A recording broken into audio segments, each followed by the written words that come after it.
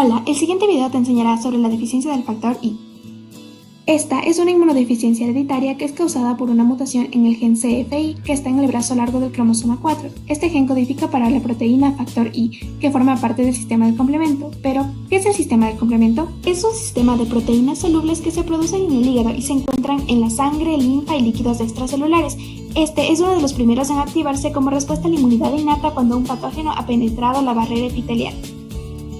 Su función es recubrir al patógeno con C3b, haciendo más fácil su fagocitosis, esto es, opsonización.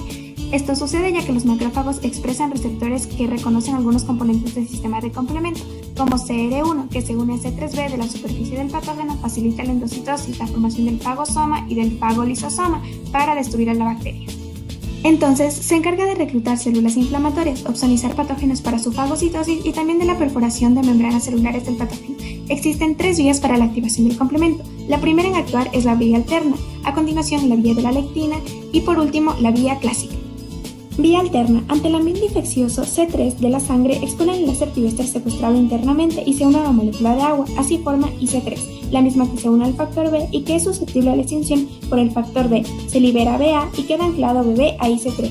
Esta es una C3 convertasa que se une a moléculas de C3 intactas y se encarga de su extinción en C3A y C3B. En esta última, el enlace pibester sufre un ataque nucleofílico por moléculas de grupo amino a hidroxilo del patógeno. Así se da la unión covalente de C3B. Este puede unirse a BB para formar C3BBB y continuar con la vía antes mencionada. Al estar anclada al patógeno, es más eficiente la fijación de C3B.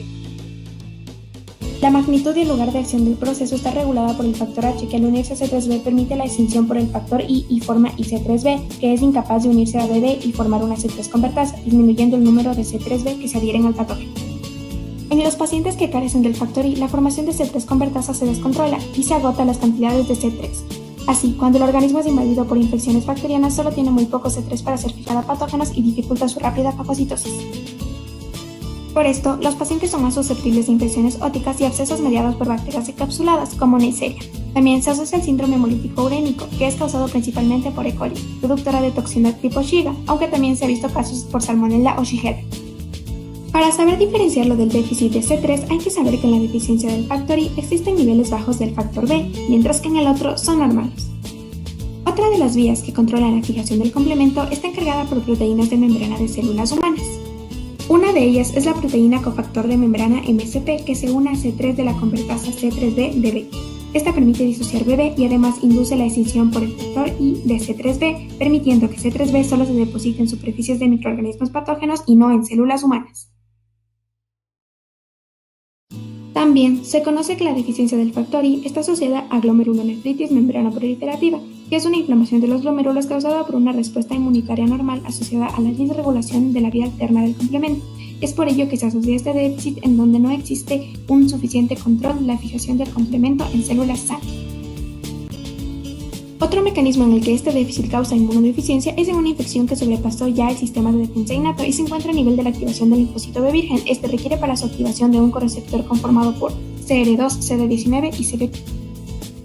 CR2 se une a IC3 y a C3b y para la generación de estos fragmentos, un C3b que se encuentra fijo en la superficie de un patógeno se une al receptor CR1 del linfocito B y C3b se hace susceptible a extinción por el factor I para formar IC3b en primera instancia y luego C3d, que es más estable. C3b se une a CR2 y permite colocar al receptor y correceptor juntos y potenciar así la sensibilidad del linfocito B por el antígeno. En ausencia del factor I no se podría obtener IC3b y C3d y por ende no se daría la activación del correceptor y disminuiría la sensibilidad del linfocito B por el antígeno, con la consiguiente generación de anticuerpos no suficientemente específicos en bajas cantidades y una mala respuesta de los linfocitos B en general. Hay que tener en cuenta que la deficiencia del factor I no permite que existan las concentraciones necesarias de C3 en sangre, que son 1.2 mg por mililitro, y por ello conlleva a presentar también signos y síntomas involucrados con el déficit de C3, como por ejemplo infecciones recurrentes de bacterias gram negativas. Estos déficits conllevan a infecciones frecuentes del tracto respiratorio, como sinusitis, amigdalitis, neumonías e incluso también meningitis que desencadenan en sepsis.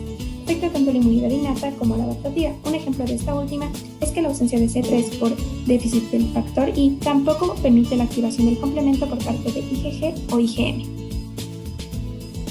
Esto es todo, gracias por tu atención.